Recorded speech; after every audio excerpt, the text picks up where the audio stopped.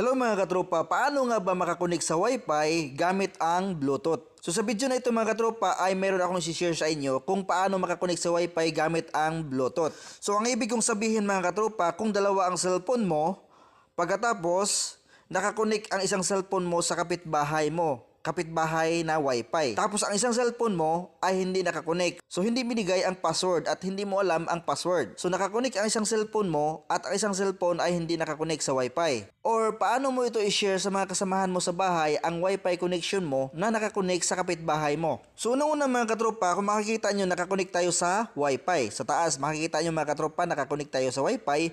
So open nyo lang ang settings na inyong mga cellphone para ma-share ang Wi-Fi connection mo sa mga kasamahan mo sa bahay. So makikita mo dito mga katropa ang other networks and connections. Okay, so i-click mo lang or kung wala kang makikita dito, hanapin mo lang dito sa search or i-search mo lang.